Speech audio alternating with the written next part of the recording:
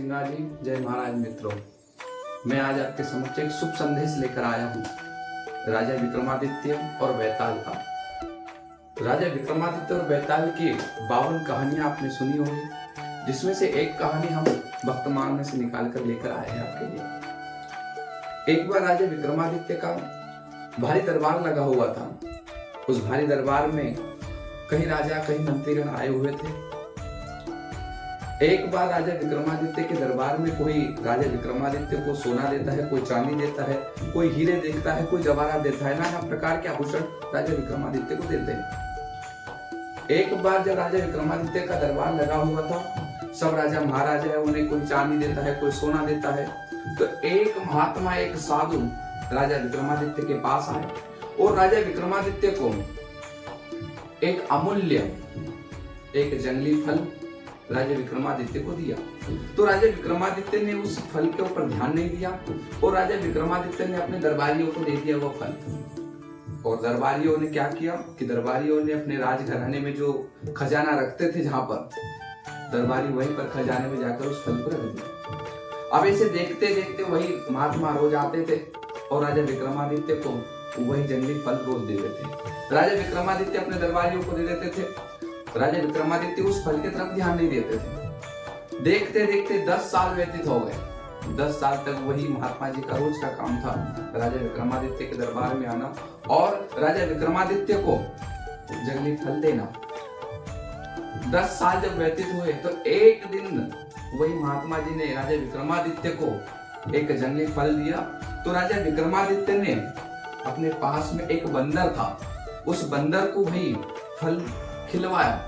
अब जब बंदर ने वो फल खाया तो वहां पर बंदर ने उस समय उल्टी की, जिसे वोमिट कहते हैं। जब उल्टी की तो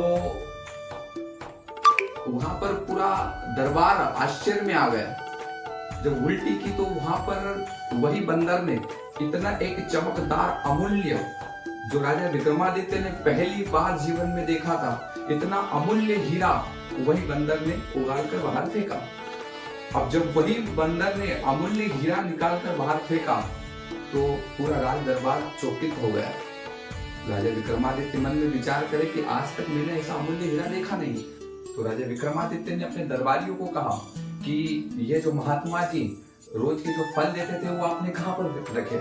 तो दरबारियों ने कहा कि महाराज, वो हमने राजघराने में एक कोने में जाकर रोज रख देते थे। तो राजा विक्रमादित्य अपने सिपाहियों के साथ में, अपने दरबारियों के साथ में राजघराने के जो खजाना था, जहां पर खजाना रखते थे, वहां पर गए। और जब राजा विक्रमादित्य की नजर पड़ी तो वहां पर इतने अमूल्य हीरे चमकदार थे, वही जंगली फल अमूल्य हीरे बन गए थे। इतने चमकदार थे, इतने चमकदार थे कि राजा विक्रमादित्य मन में विचार करे कि आज तक मेरे राजघराने में इतने अमूल्य हीरे नहीं आए हैं। कहने का मतलब एक ही है, कहने का उद्देश्य एक ही है कि गुरु हमें जो भी वाणी दे उसे मन वचन कर्म के साथ में उसे निभाना चाहिए, न कि हमें गुरु के सामने उस वाणी का और उस शब्दों का हमें उल्लंघन करना चाहिए। जब जब भी गुरु के दरबार में जाए तो खाली पात्र बनकर जाए, क्योंकि खाली पात्र हमेशा भराया जाता है, न कि खाली पात्र हमेशा खाली रहता है। गुरु के समक्ष जाए, हमेशा खाली बनकर जाए, तो आपको भी अवश्य कुछ न कुछ मिलेगा। इसी कहानी के साथ में आप सभी को जय महाराज।